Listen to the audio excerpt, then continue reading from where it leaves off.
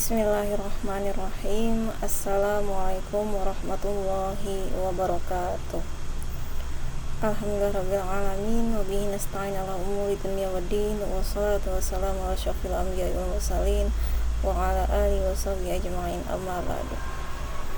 Baik, sebelumnya saya ucapkan terima kasih banyak kepada rekan-rekan mahasiswa yang berkenan untuk menyimak perkuliahan kita dengan secara baik, dan mudah-mudahan kita dalam keadaan sehat walafiat dan istiqomah dalam menjalankan perkuliahan ini.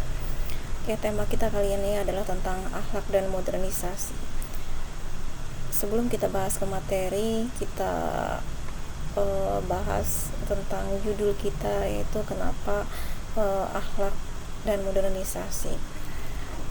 Karena kita tahu bahwasannya akhlak ini kalau keseharian sering kita dengar, sering kita ucap bahwasanya akhlak itu secara makna, secara arti itu, secara konteks kalau kita ucapkan itu adalah sebuah perilaku, dan perilaku itu tidak bisa lepas dari kehidupan kita dalam berbagai aspek.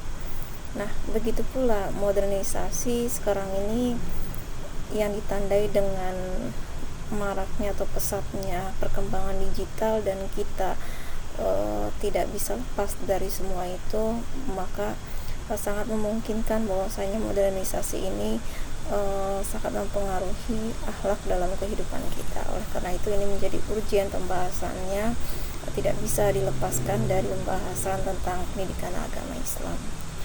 Baik, kita masuk ke pengertian akhlak.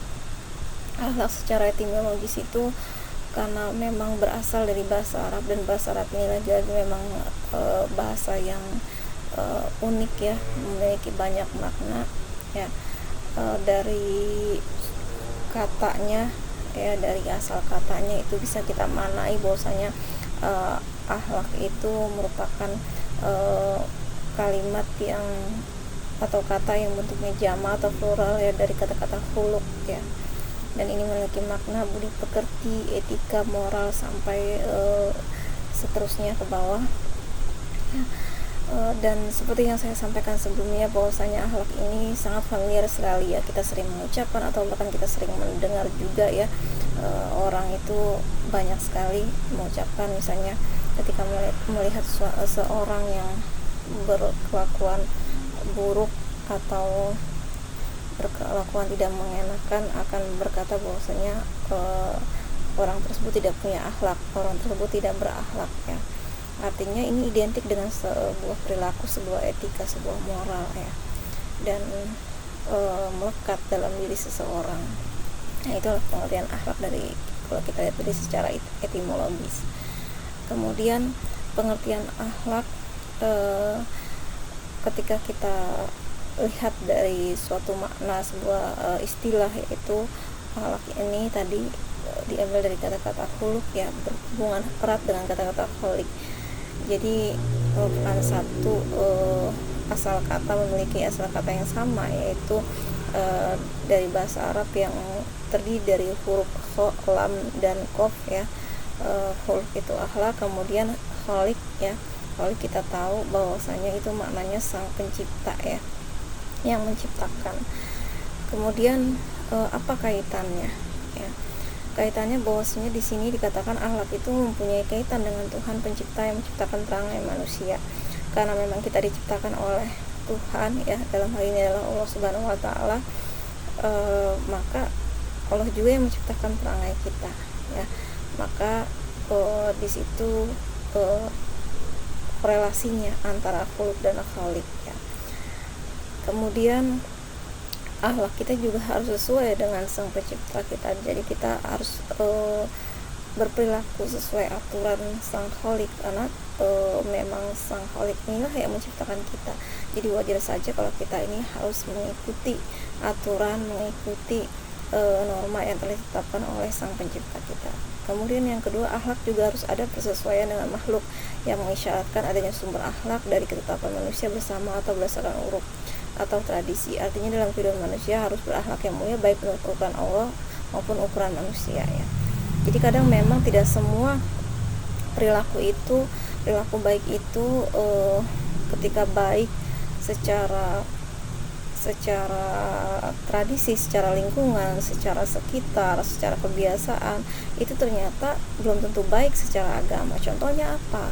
Ya, bisa jadi kalau zaman sekarang orang biasa saja ketika berteman dengan lawan jenis, ya, mungkin katakanlah pacaran, ya, ada yang mengatakan selama tidak ada apa-apa, selama tidak melakukan apa-apa, itu adalah hal yang wajar, ya. Sementara dalam Al-Quran ada secara akhlak dalam agama dikatakan wala taqrabuz zina.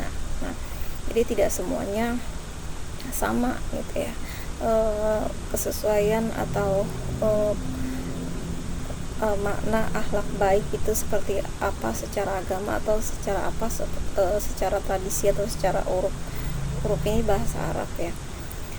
Nah, ada juga yang mengatakan, ya, di luar dua ini bahwasanya akhlak itu kan adalah sesuatu yang tercipta. Berarti tercipta itu dalam artian diri kita, ya, diri kita yang menimbulkan akhlak itu sendiri, ya. Jadi sesuatu yang tercipta, sesuatu yang lahir dari perangai kita, dari cerminan hati kita. Nah, itu kenapa dinamakan akhlak, ya.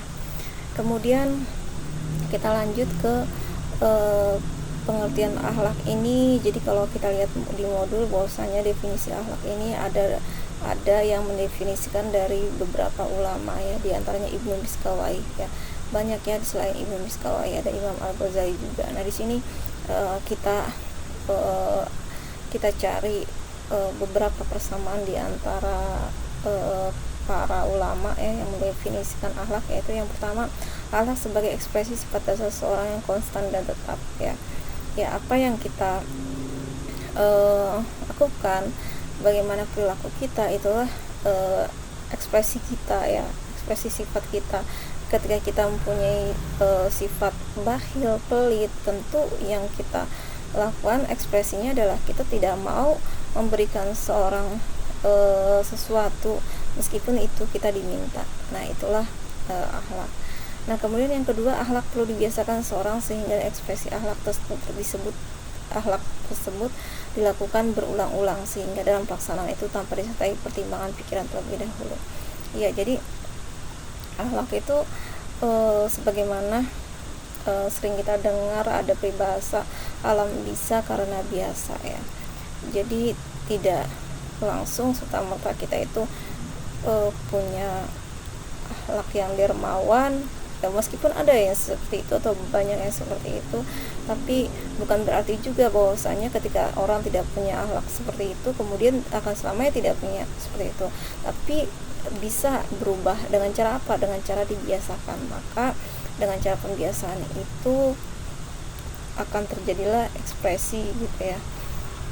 Nah, kemudian yang ketiga, apa yang diekspresikan dari akhlak merupakan keyakinan seseorang dalam menempuh keinginan suatu sehingga pelaksanaannya tidak ragu-ragu. Jadi apa yang orang yakini atau kita yakini terhadap sesuatu itu akan menimbulkan akhlak, akan menimbulkan perilaku. Maksudnya seperti apa, gitu ya. Tentu ini berkaitan dengan pengetahuan yang kita miliki, ya.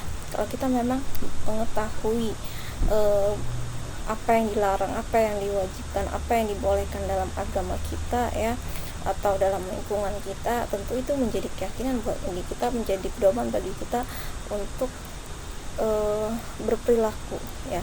Jadi makanya penting sekali memberikan pendidikan terhadap seseorang, memberikan pengetahuan seorang yang baik-baik. Karena apa? Karena itu menjadi sumber keyakinan bagi seorang tersebut, sehingga otomatis orang tersebut menjadikan pedoman bagi perilakunya sehari-hari. Nah, kalau dia sudah yakin, tentu dia berperilaku tersebut tidak akan ragu lagi. Oke, kemudian kita sering menyebut juga akhlak sebagai etika, ya.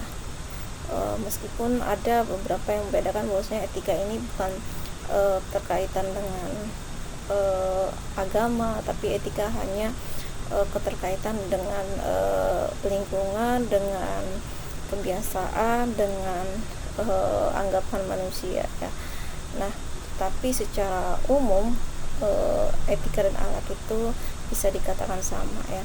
Yang pertama, etika ilmu tentang apa yang baik dan kewajiban moral. Yang kedua, kumpulan asas atau nilai yang berkenaan dengan akhlak. Yang ketiga, nilai mengenai benar dan salah yang dianut suatu golongan